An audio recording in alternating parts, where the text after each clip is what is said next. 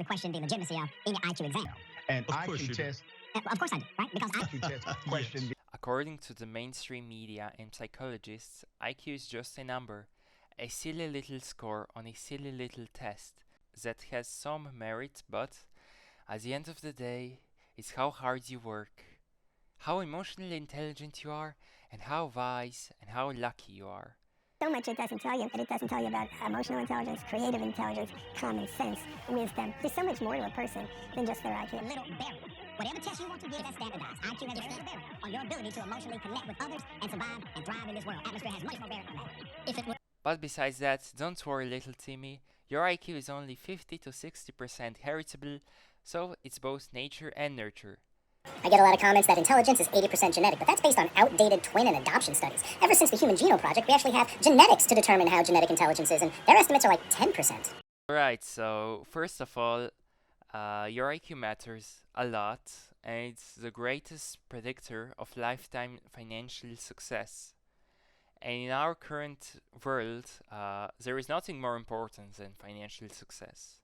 Because money can buy everything, from cars, houses, land, think tanks, experts, politicians, scholars, academics, everything you can buy with money. And the IQ is the greatest predictor of your lifetime income, so obviously it matters a lot. Second of all, no, it's not nature and nurture, it's just nature, it's genetics, it's overwhelmingly genetics. Really, I want to give a massive shout out to our guys, Herrnstein and Murray, who wrote a book called Bell Curve. Most of this video was inspired by the book Bell Curve. So, the 6 main arguments of the bell curve, this entire video are as follows. So yeah, let's have AI read all of them. Here are 6 conclusions regarding tests of cognitive ability, drawn from the classical tradition that are by now beyond significant technical dispute. Number 1. There is such a thing as a general factor of cognitive ability on which human beings differ. Number 2. All standardized tests of academic aptitude or achievement measure this general factor to some degree. But IQ tests expressly designed for that purpose measure it most accurately. Number 3. IQ scores match, to a first degree, whatever it is that people mean when they use the word intelligent or smart in ordinary language. Number 4. IQ scores are stable, although not perfectly so, over much of a person's life. Number 5. Properly administered IQ tests are not demonstrably biased against social, economic, ethnic, or racial groups. Number 6. Cognitive ability is substantially heritable, apparently no less than 40% and no more than 80%. I agree with all 6 of them, but IQ is more than 80%. It can go basically to 100% heritable. Basically, in a stable environment, all variation can be explained by different alleles. In this video, I will try my best to defend my positions, and I have pretty robust proof and evidence on my side. I really believe you guys should stick around. Let's dive right in. That we are all born equal. We are all equal. Pretty Shabbos-goy behavior there, Liberian or whatever the hell you're called.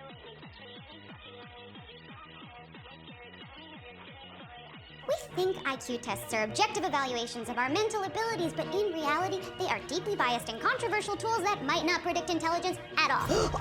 Emily, don't embarrass yourself. Measuring intelligence is what IQ tests are for. Nope. The only thing IQ tests tell you is how good you are at IQ tests. Early tests focus almost entirely on concepts that only rich white folks would know. 20s, and it's a very well-established branch of psychology. One of the things I have to tell you about IQ research is that if you don't buy IQ research, you might as well throw away all the rest of psychology.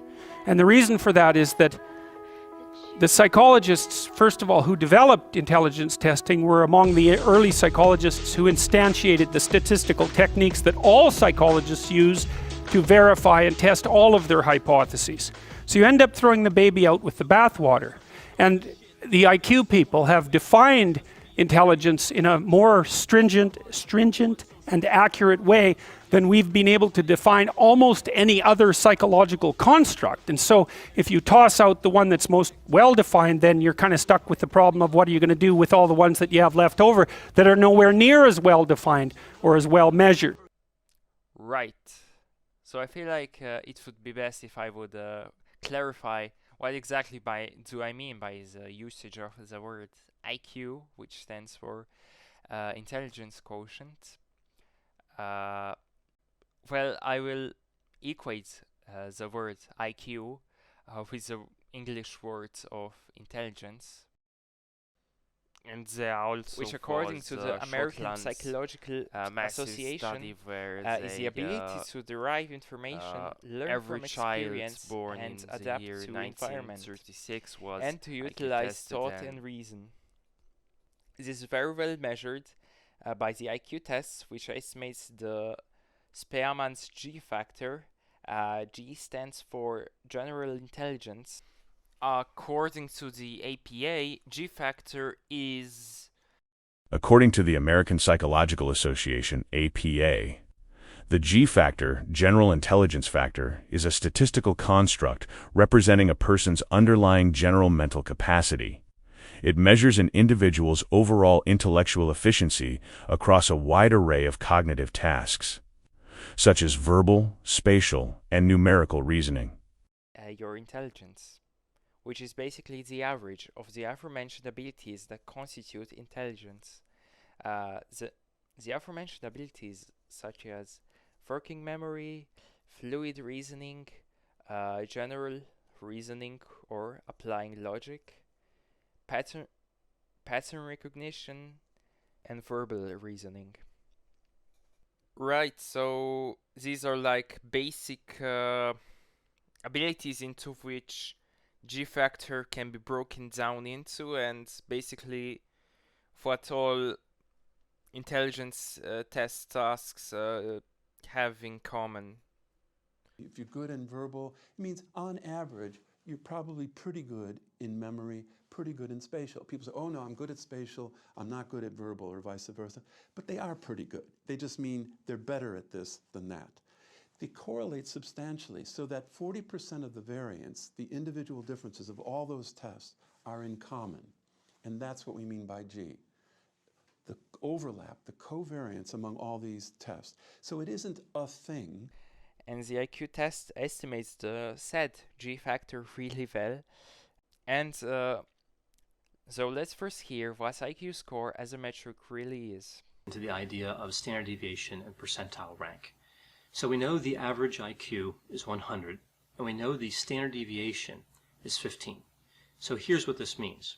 If you have an IQ of 100 and you take away one standard deviation, that leaves you 85 points. If you add one standard deviation, that's 115. So what we know from this is that we would expect 68% of the population to have an IQ between 85 and 115, within one standard deviation in each direction from the mean. Now if we move to the concept of percentile rank, what this means is this is the percent of the population that has a lower score than the score that you've received. So if you're given an IQ score, you're also given a percentile rank. So let's say that the IQ score is 115, again one standard deviation above the mean. Well, we know that the mean, 100, that would be the 50th percentile. So if we move up to the first standard deviation, that would put on another 34%, half of that 68% I mentioned before. So that would mean that a score of 115 would be a score higher than 84% of the population. So how does this fit in with some different populations that have been studied in research? Well, we know the average IQ for somebody that graduates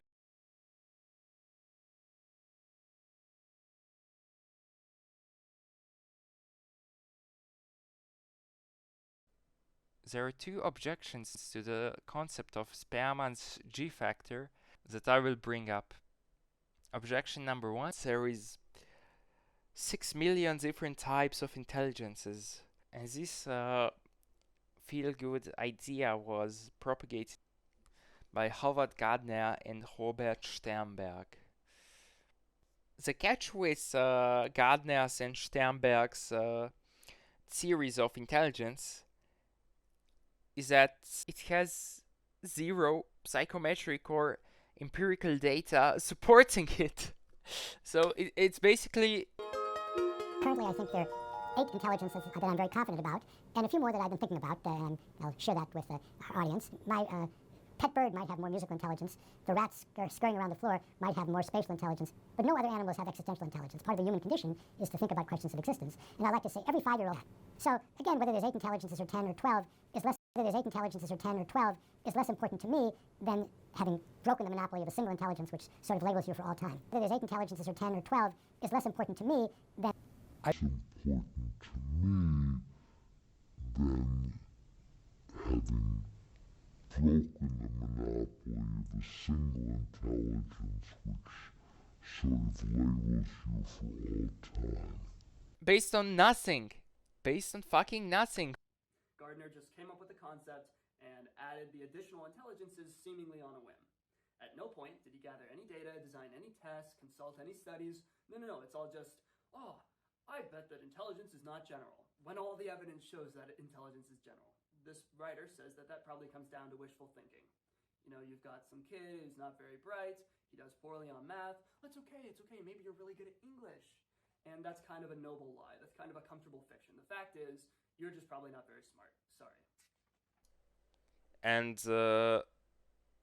what really gets me annoyed is that there are other fields of science that have way more proof and way more data supporting them, but they are considered pseudosciences. But half of psychology is somehow the mainstream psychology that doesn't take into account the IQ tests is somehow considered a real legitimate scientific field. That's really annoys me. I'm sorry, I had to vent a little bit. Besides that, the biggest IQ test is VICE. VICE 5 to be exact, the newest version, stands for Wechsler's Adult Intelligence Scale. It tests many different mental abilities and it tries to estimate the G factor.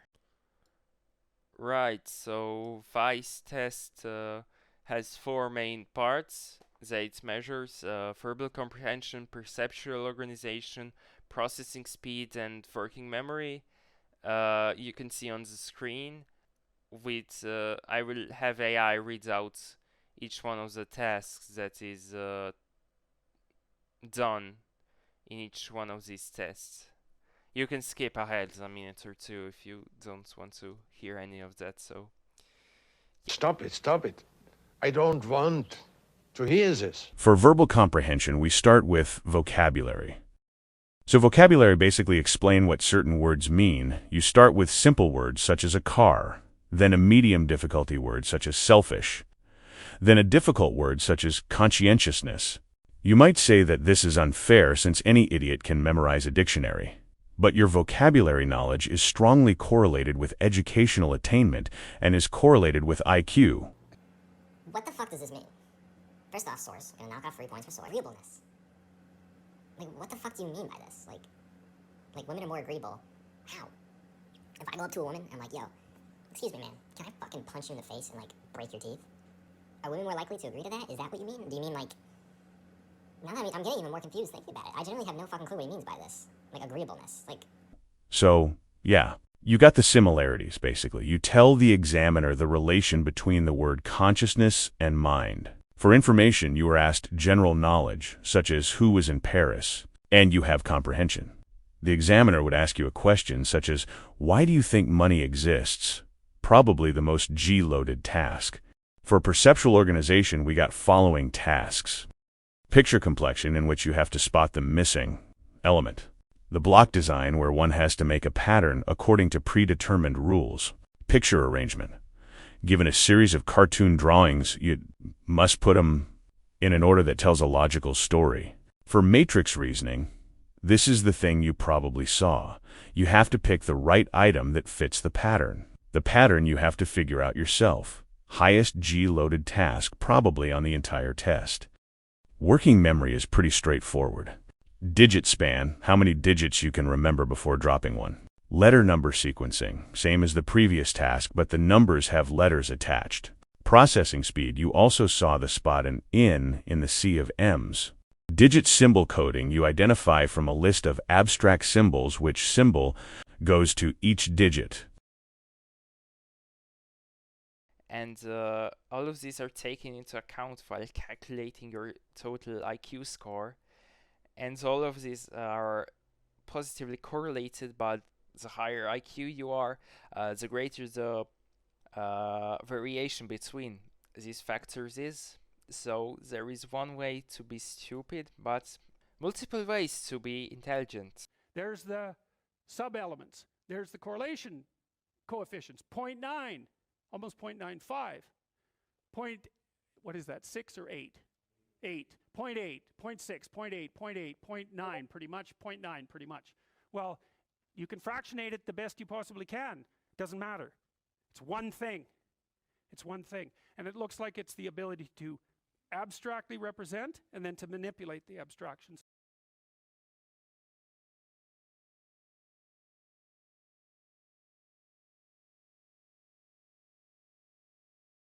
I won't say much about the concept of emotional intelligence, which is propagated by many anti-hereditary and psychology experts, because the thing with emotional intelligence is it doesn't really exist. So your ability to read people, adapt to social situations, to convince people, and to successfully navigate social situations requires all of the abilities associated with the G factor, which again is really well measured with an IQ test.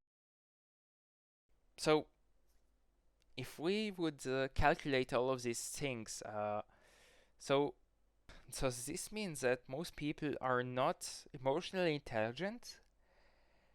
Yes, exactly. It often seems like intelligent people lack social skills, where socially highly competent persons are usually not all that smart. No, that isn't how it is. There are exceptions, and much is made of them. And I suppose the popularity of the show, The Big Bang Theory, is an indication of that. So intelligence gets caricatured as the systematizing tendency versus the empathizing tendency. You can look that up if you want this. The systemizing tendency, which is seen in its extreme in the case of autism, is part of the tendency to think systematically and to prefer things to people. And there are intelligent people who are systematizers. They're usually caricaturized as nerds. And the most accurate caricaturization, the most accurate caricature is perhaps the Big Bang,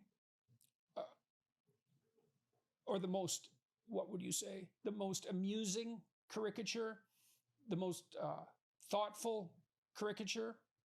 But its popularity indicates that, the trope has some merit, some identifiable merit.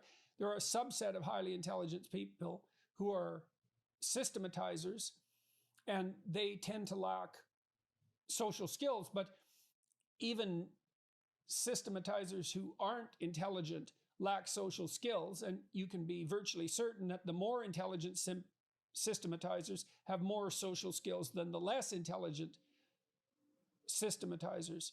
So overall, there's a positive relationship between intelligence and social skill. Make no mistake about it, because intelligence, that's general cognitive ability, is such a pervasive phenomena that virtually everything that has a cognitive element, well, I would say everything that has a cognitive element, is positively correlated with IQ. Right, so I'm not really a right-winger or anything, but the reason I included a lot of Jordan Peterson's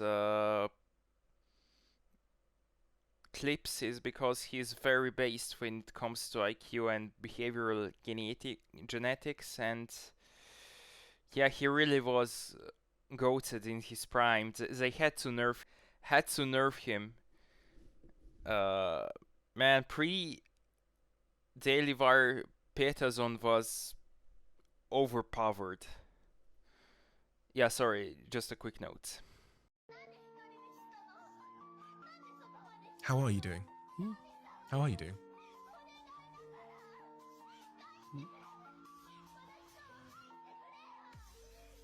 Brilliantly and terribly. Well, if we actually, I was being very generous here because I considered emotional intelligence to be cool stuff like reading people fast, being able to convince them, being able to manipulate them, being able to navigate social situations very quickly and easily as being emotionally intelligent. I didn't count in being a dormant with suicidal empathy as being emotionally intelligent. I didn't count in being a dormant for non-agreeable as being emotionally intelligent. So if we count in the cool things, we are left basically with something very correlated with G, with the G factor. And if we don't, we have something that has nothing to do with G and nothing to do with intelligence at all. Oh, cool. Well, the thing about IQ tests is they're not actually accurate, and they're not indicative of anything at all. There are so many different types of intelligence. Me personally, I have emotional intelligence, and street smarts too. I'm really good at managing my emotions, and that's a lot more important than some made-up number IQ test.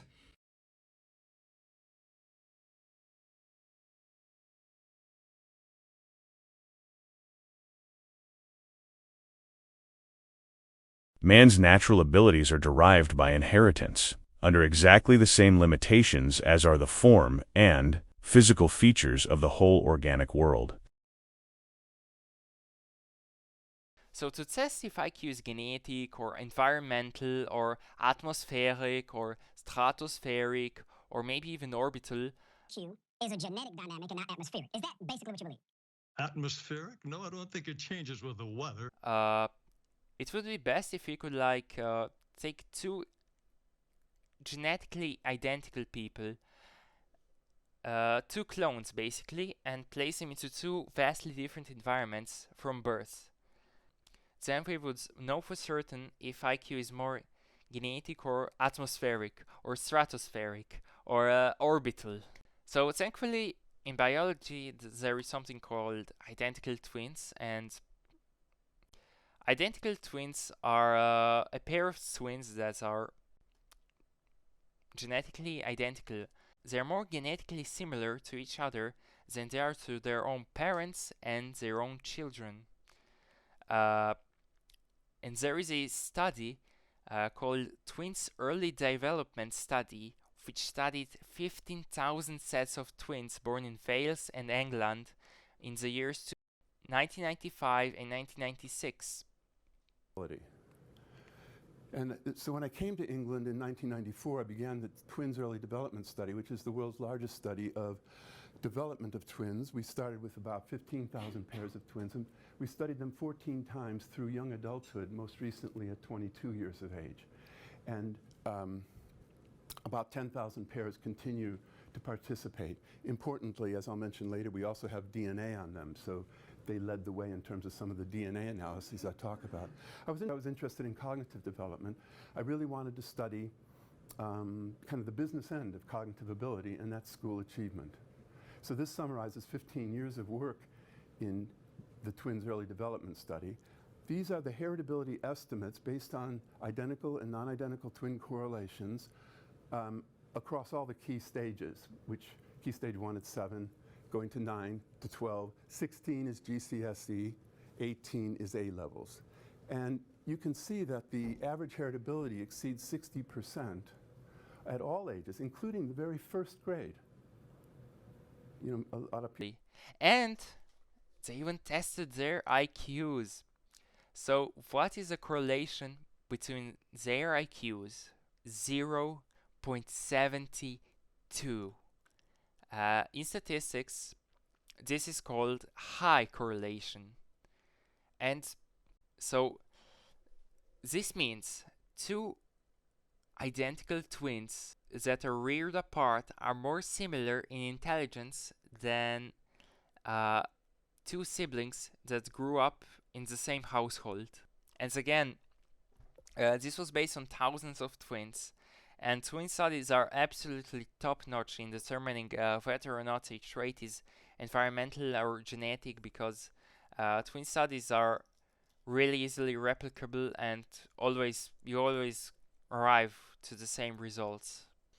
I don't believe most of you realize that's how impactful twin studies are for collapsing, how important twin studies are in abolishing the boomer truth regime, which tells us that genetic differences among people are marginal and mostly physical.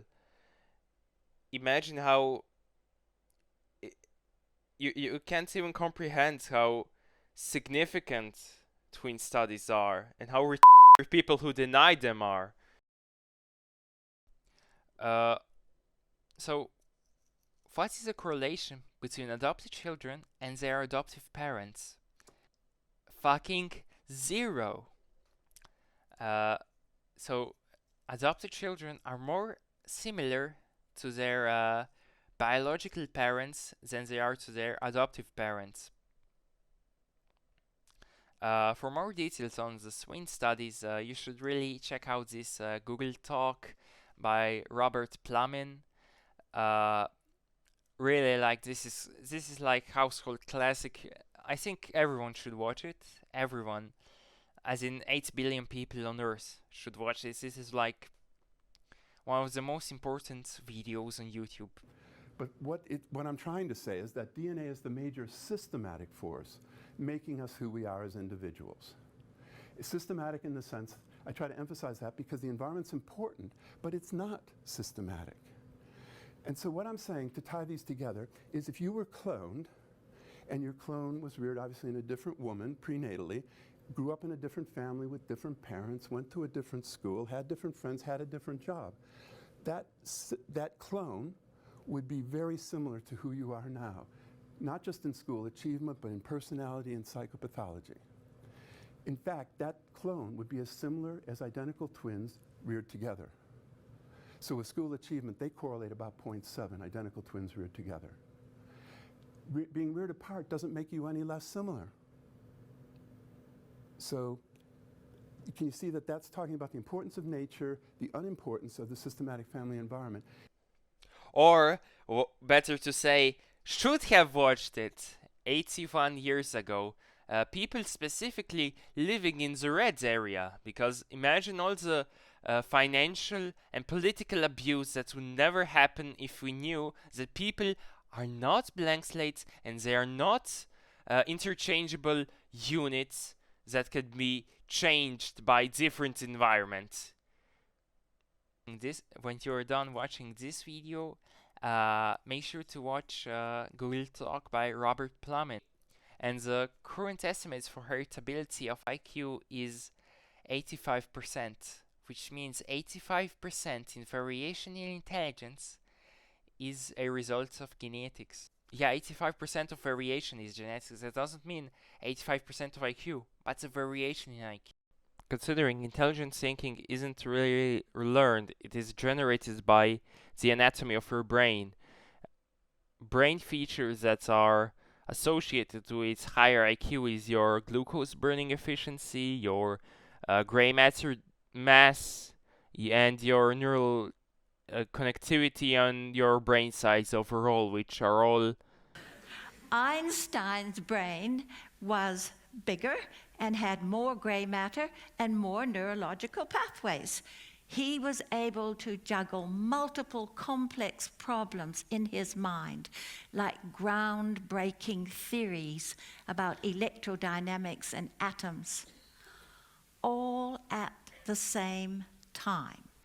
There have been many scams and grifts like Dual and Back, which don't even understand psychometrics. Claims like we will increase your IQ by 10 points. Well, going from 100 IQ to 110 IQ is not such a leap as going from 140 IQ to 150 IQ. Right, so yeah, and their founder is like really talks like a scammer. I need to know. It turns out IQ raising is highly controversial and highly doable. And what the formal claim is, that always gets shortened by headline writers, is that I've used techniques to raise my IQ by more than 20 points. And the reason it's hard to do this is that one of the techniques that I used, and this is a technique that I describe in detail in Game Changers, the book that just came out, is one that increases fluid intelligence. And I raised my IQ 12 IQ points doing this. I seriously doubt that. It takes about 20 days, and you spend about a half an hour a day feeling like a complete and utter failure. And then after about, for me, it was about 14 days of just utter failure, all of a sudden I'm like, oh my god, I can do it. And my brain grew new stuff. And it's like doubling the amount of memory in your computer. So now my working memory is better than it was before. It's called fluid intelligence. And there's great science. I've interviewed people about this on Bulletproof Radio. This is legitimate, and we've known about it for 10 years. But people say, well, that can't happen, therefore it didn't, which is anti-science. Here's the deal. It did happen. And I didn't invent this kind of training. I found the people who invented it, and they're saying no one's listening. So I'm going to try this and see if it works. I was a guinea pig. Yeah, Dual and Back, for those who don't know, is this really dumb game where you like have to remember the shape or the sound as was played 2 turns before. So here is like gameplay footage.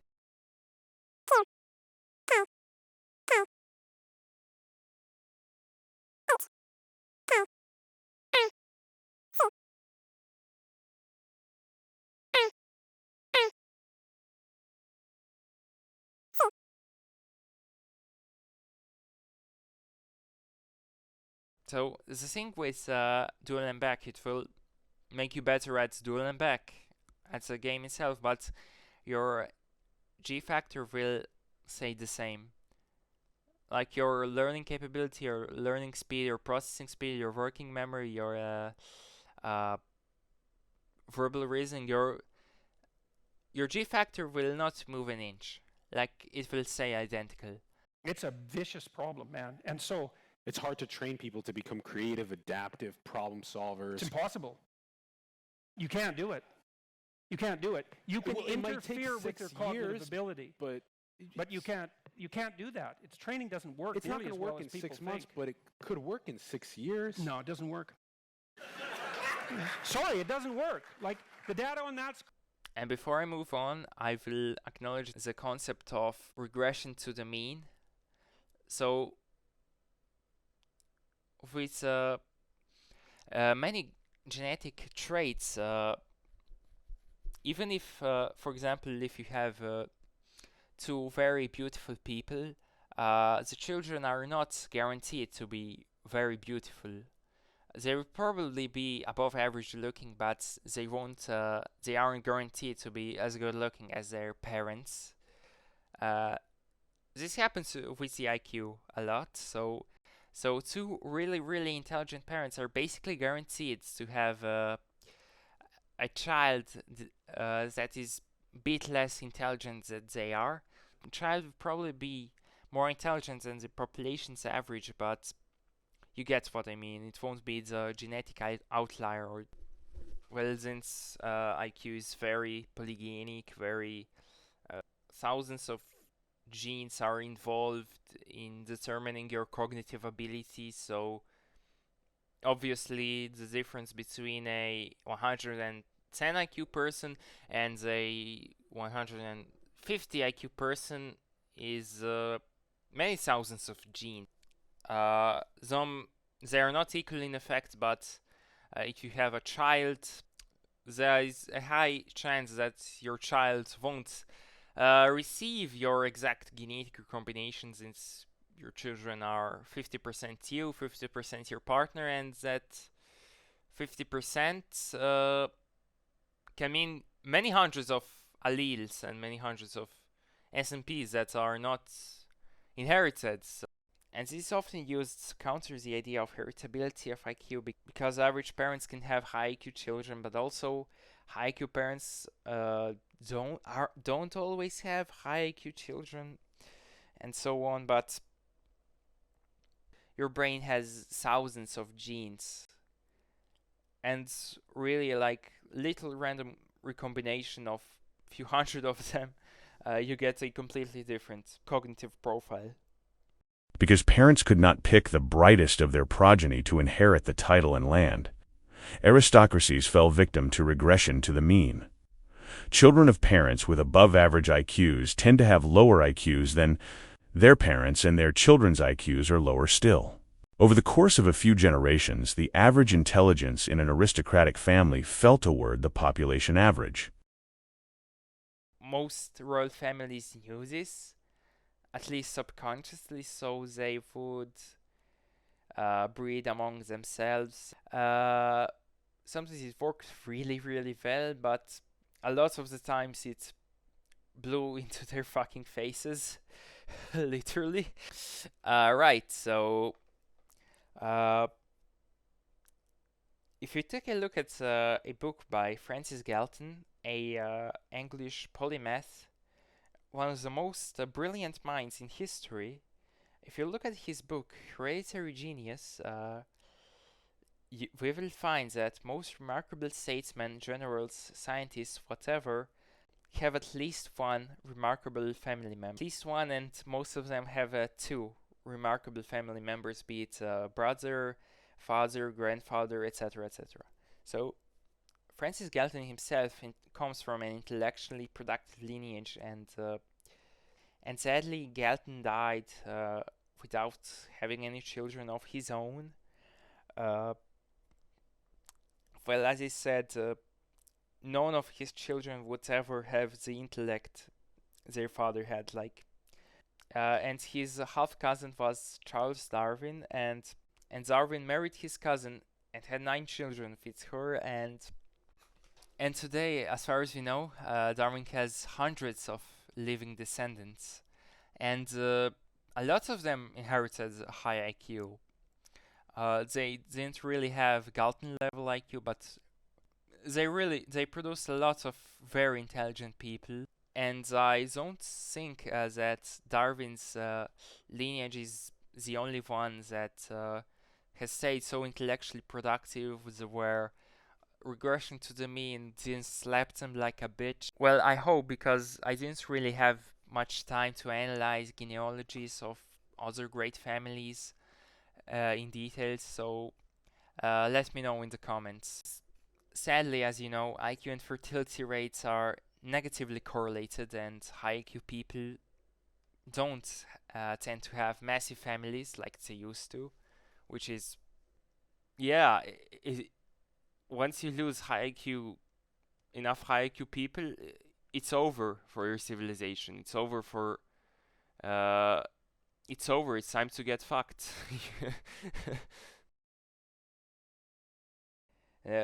And that is why global IQ is dropping and not increasing.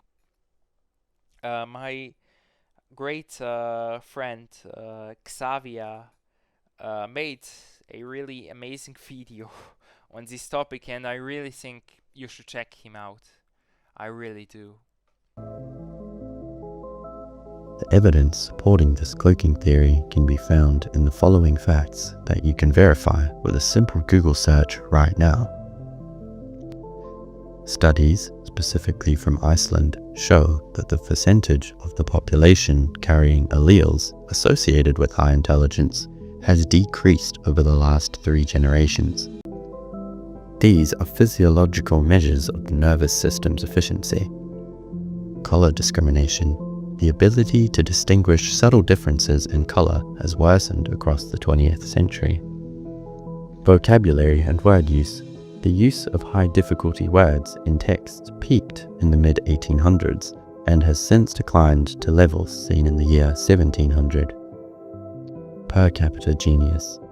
Major scientific innovations per million people reached a peak in 1870, 16 per million, and have now fallen to 4 per million, the same level seen in the year 1600.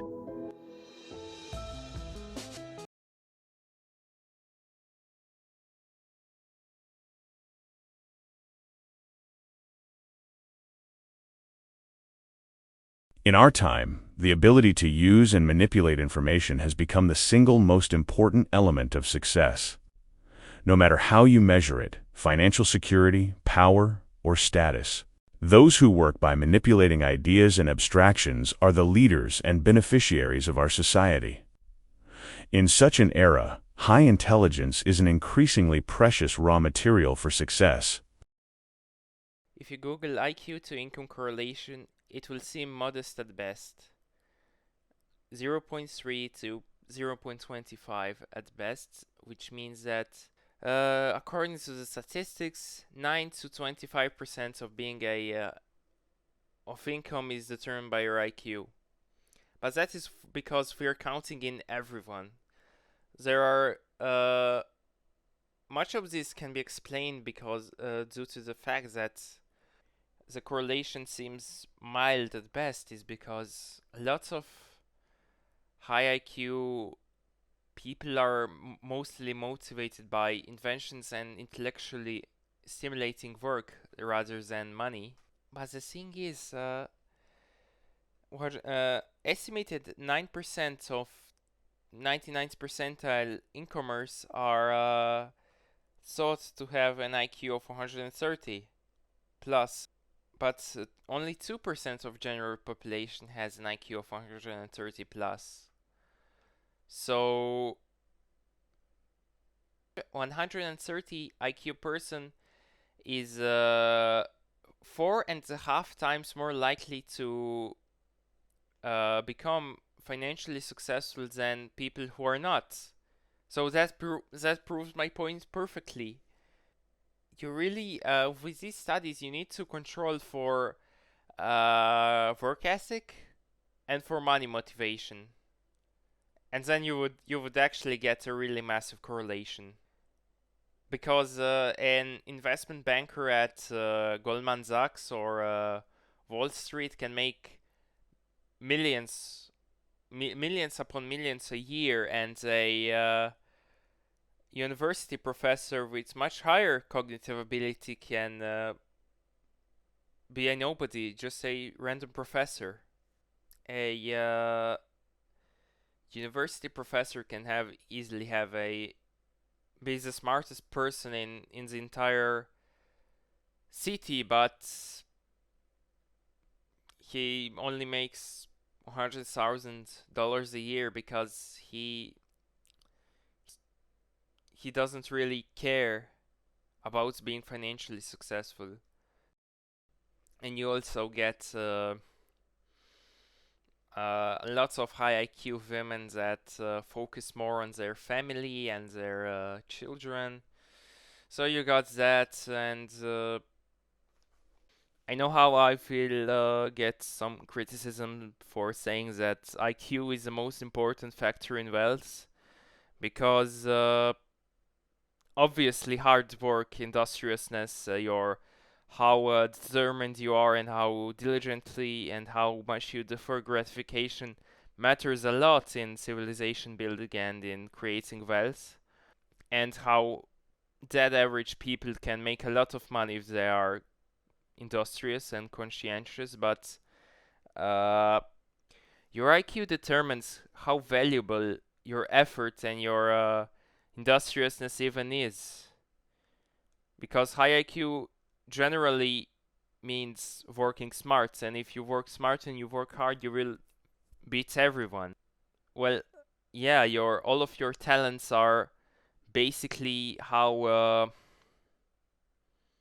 your IQ basically determines how fast you can learn skills and how much you can utilize them, and how so the same skill can be much more useful when a high IQ person possesses it. So yeah, and your hard work also much more valuable if you're intelligent. With IQ, you will figure out how to do more stuff in general. So with high IQ and high industriousness, you can your output will be ginormous, basically. Well, the thing with high IQ, even if you look at all these careers, which a lot of them which require high IQ, a lot of them pay really nicely, and in 40 years You can build decent generational wealth, but the thing is, high IQ opens doors to starting businesses, and that is why how millions and millions are created, millions and billions of dollars of wealth. And the most important factor for starting a successful business is high IQ. In managing and starting a business, you see, even starting a business, because it allows you to work more productively, to convince investors way easier, to get contracts easier, to detect risks much more efficiently, and so you can actually utilize luck, because to some, a high IQ person doesn't really see a risk. He can see what will happen more easily. He can evaluate more situations at the same time, more factors, And one of the main drivers behind massive wealth gap is because performance gap is also massive. Bill Gates said himself how if his top 10% of programmers quit tomorrow, there would be no Microsoft the next day, because how unevenly human performance is distributed. So the very, very rare people are much, much, much more competent than the rest. And obviously, they can use this unequal distribution to make it even more unequal. They can figure out how to hoard even more wealth. Because naturally, if we would look at productivity alone, we would have a Pareto distribution of wealth, not the bell curve. So yeah, and smart people it basically goes exponentially. So I saw a TikTok from this socialist, from this Marxist, saying how Elon Musk can replace all fast food workers. But the thing is, how many fast food workers would be able to manage $1 trillion in wealth? How many of them would be able to create PayPal from scratch in the 90s? How many of them would be able to run SpaceX? How many of them would be able to be CEOs? Even with infinite training, how many of them really? So we like to have this impression, and this is spread around by social media from people who work at McDonald's, that like, oh yeah, those professors and CEOs, they might be good at their job, but they wouldn't last an hour in the kitchen of McDonald's. No, actually, flipping burgers is simple, okay? People who are smart are also better than you at your job. They just don't do your job because they can make more money doing something else. So yeah, driver of all inequality is the IQ bell curve. In a complete free market economy, just by merits alone, it should be like this. Really, you can't achieve a bell curve unless you have some form of socialism or communism implemented. Because, yeah, by design, some people will be much, much more competent than others and will be able to work better, to outsource tasks, and to, in complete free markets, they are allowed to hoard wealth much, much more efficiently. So I'll just run this simulation for you, okay? And this shows you why the Pareto distribution emerges. Now you have to watch this quickly because it's a fairly fast animation. So here's what happens. Everybody starts out with $10. There's 1,000 people playing the game. Everybody starts out with $10. I have $1, you have $1. I flip a coin. If I get heads, you give me $1. If I get tails, I give you $1. We go around and we trade with everyone. Okay, so the first thing that happens when people start to trade is this. Normal distribution develops, right? Because some people lose and some people win. It's just like the Galton board that I showed you. Okay, so you keep playing. People start to stack up at 0. Watch. because they lose 10 times in a row. Bang, they're done.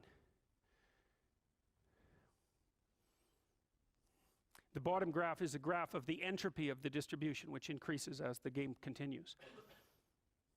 Because at the beginning, it's maximally ordered, right? Everybody has exactly the same amount. Now it's being distributed. Same equations apply to the distribution of gas into a vacuum. Well, what happens? Now someone, you know, there are people out there at the $50 range, or at the $60 range, at the $70 range. You keep playing it. Well, eventually what happens, if you play it right to its conclusion, is that one person ends up with all the money. So that's, to those who have everything, more will be given. From those who have nothing, everything will be taken. That's the law of economic productivity. It's called it's the Matthew principle. And it's actually an economic principle that was derived from a saying in the New Testament. I'll tell you some more about this on Tuesday, because I didn't get through all of it. I want to finish up the performance prediction lecture. And yeah, with 10 to 15 percentile of IQ, you probably can't even make it into the military. You can't even military in times of war.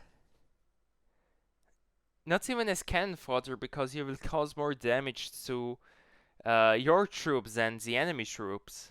So in general populations, they can't work any job productively, and this will only increase the percentage of people that can't find the employment due to lack of ability.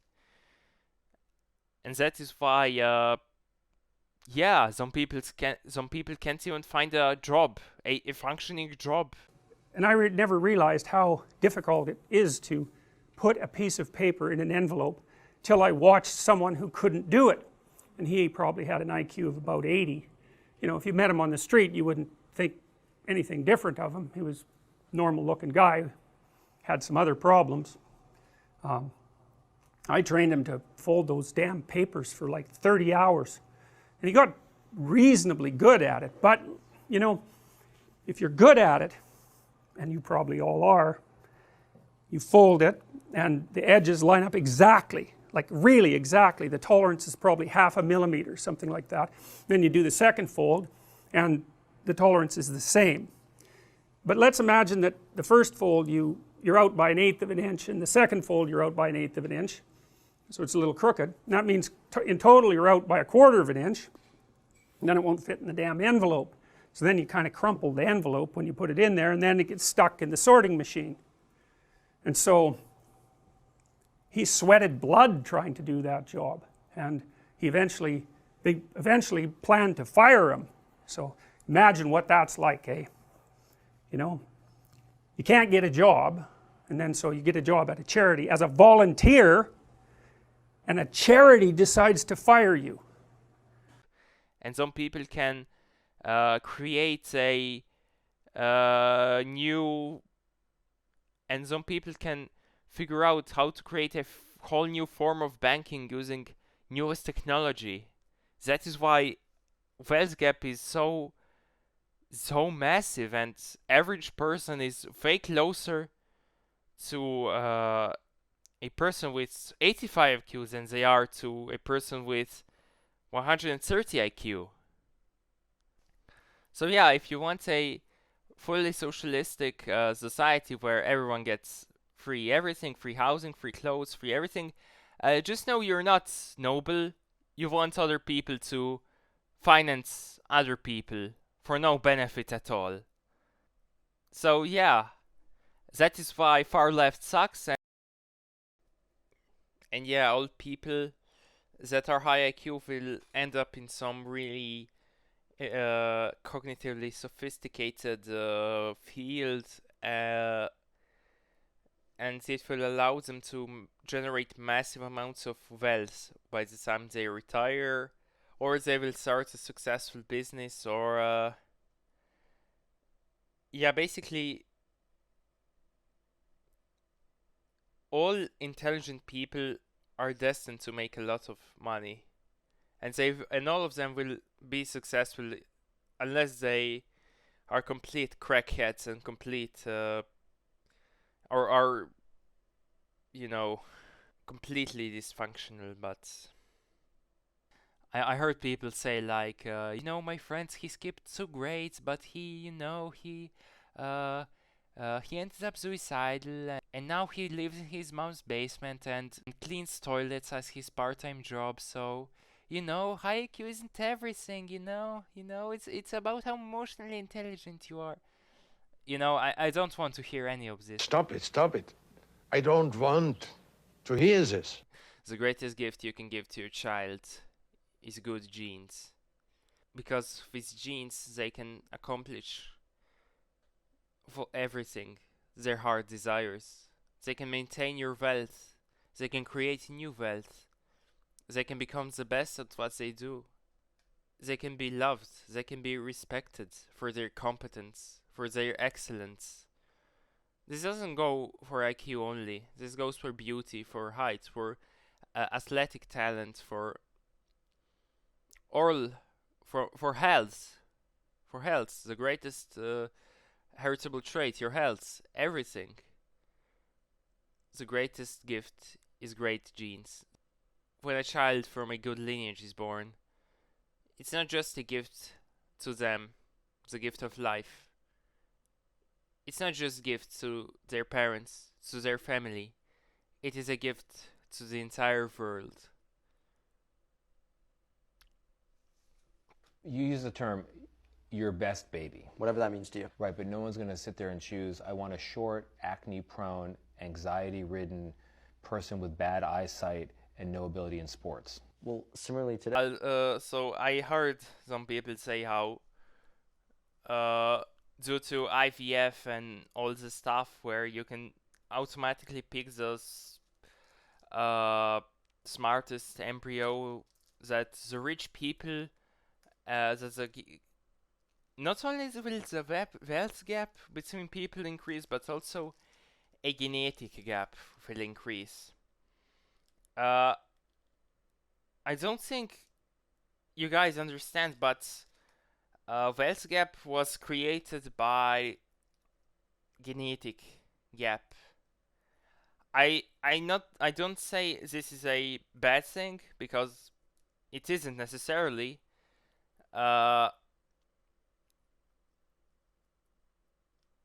But yeah, something to consider. Intelligence is the greatest non-visible human virtue, and as such, it drives our world. Thank you for watching. I will see you all in our next video. That is all I had to say.